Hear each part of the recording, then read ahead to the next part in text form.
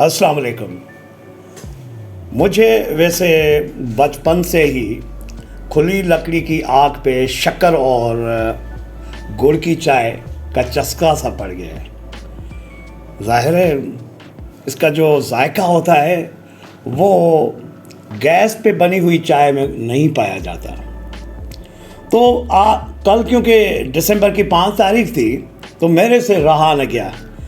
मैंने अपनी वालिदा मोहतरमा जो कि शी इज़ अ योगिन, जी हाँ योगा करती हैं, और हिकमत में तो अपनी मिसाल आप हैं ना मेरी वालिदा मोहतरमा।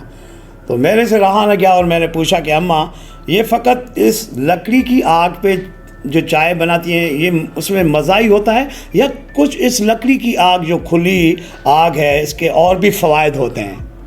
तो वालिदा मोहतरमा ने मुझे इसके बहुत से तिबी, तबई, रूहानी और जिस्मानी फ़वाइद बताए। जी हाँ, बहुत सारे फ़वाइद, सेवरल बेनिफिट्स ऑफ बोनफायर। तो मैं आपको ज़रूर बताऊंगा, लेकिन इस छोटे से प्रोमो के बाद। अगर आप सेहत, हिकमत और माहौलियात के बारे में, if you want to learn about the wisdom from the holy Quran, wisdom from the environment, wisdom from the yoga and wisdom from the Indus Valley civilization, तो आपने Hashim Abro official YouTube channel को सब्सक्राइब करना होगा। Hashim Abro official YouTube channel. अभी हम आते हैं उन फ़वाइद की तरफ। वालिदा मोहतरमा ने कहा कि बोन फायर या कैंप फायर या जिसको सिंधी में क्या कहते हैं, मच कचहरी, वो बहुत बड़ी शाफ़े है, शिफा देती है ब्लड प्रेशर में। आपके ब्लड प्रेशर को कम करती है। The moment you sit beside bonfire you are relaxed. जितनी देर तक आप गरजती आग के पास बैठेंगे आपकी ब्लड प्रेशर ख़त्म हो जाएगी। You will be feeling very comfortable, क्योंकि इसका असर बहुत ही ज़्यादा आरामदेह होता है। और दूसरा फ़ायदा, वालिदा मोहतरमा ने कहा कि पहले जो माजी में लोग होते थे, माएँ या जो बुज़ुर्ग होते थे, अपने बच्चों को एडवाइस करते थे कि आप लकड़ी की आग के पास बैठें। पता है उनके चेहरे पे कील महासे जैसी एक्नी वगैरह की प्रॉब्लम नहीं हुआ करती थी। अच्छा, सिंध ही नहीं, पाकिस्तान के इंडस वैली सिविलाइजेशन के और ही इलाकों में नहीं, लेकिन अभी भी चीन के बहुत सारे इलाकों में क्लिनिकल एडवाइस, क्लिनिकल अद्वियात के साथ कील महासों को ख़त्म करने के लिए बोनफायर, आग थेरेपी को इस्तेमाल किया जाता है। अच्छा, और वालिदा मोहतरमा ने कहा कि जो खाने लकड़ी की आग पे पहुंचते हैं वो न फ़कत लजीज जायकेमंद होते हैं, लेकिन उनमें बीमारी का भी कम खदशा होता है, यानी तहफ़्फ़ुज़ होता है।